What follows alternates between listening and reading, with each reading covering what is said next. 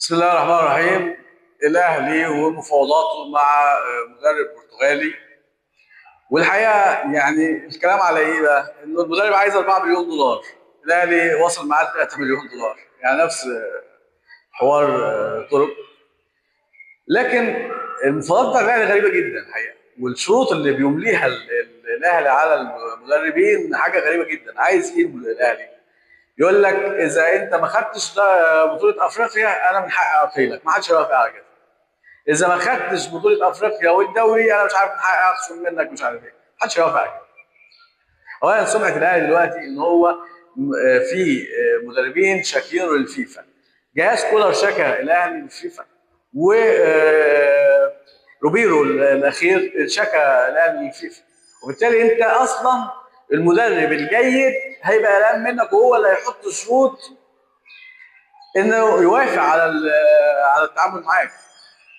فانت بقت سمعتك انك انت بتقل المدربين بشكل تعسفي وبسرعه وما بتديهمش حقوقهم اللي موجوده في العقد. فانت ما انتش في رفاهيه انك تعمل كده. مين اللي يقبل بكده؟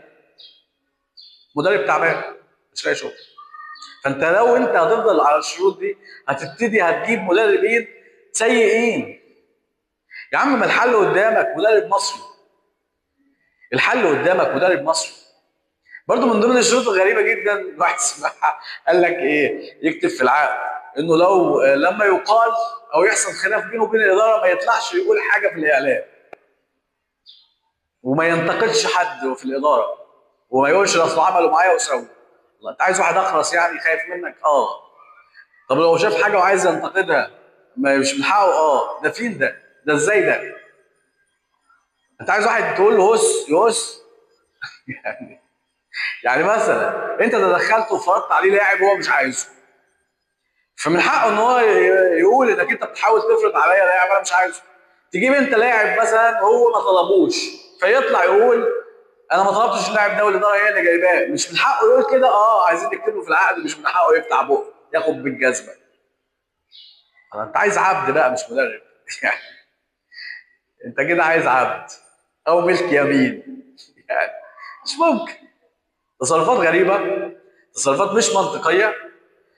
واداره الاهلي الحقيقه يعني عايزه تمارس استبداد حتى على الاوروبيين، يعني المدربين اللي بيستخدموهم عايزه تمارس عليهم الاستبداد. مش كفايه على اللعيبه، اي لعيبه بيعجبهمش ولا يقول حاجه مش عاجباه يخلوا اللجان اللي في السوشيال ميديا تشتمه. فهتعمل كده مع مدربين اجنبي؟ عايز اعمل كده مع المدربين الاجانب. يا راجل انت بتعمل ايه بس؟ جيب مدرب مصري، وفر الدولارات، وفر الصرف المالي اللي ملوش عايزه. حسام البدري قادر ان هو يرجع الاهلي بشكل قوي جدا. علي ماهر حتى قادر انه يعمل كده. انت عندك مدربين مصريين استخدمهم، وفر دولارات. انت مش محتاج، انت جربت كولر وروبيرو الاخير ده وتورب، انت صارف ما يقرب من 10 مليون دولار على مدربين فشله.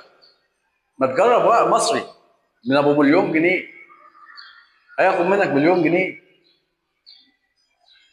وهيوفر لك كل الصرف ده. مش عايز ليه توفر؟ وهتاخد نتيجه افضل على فكره. وهيتقول له هس هيهس مش هيتكلم. شكرا جدا لكم.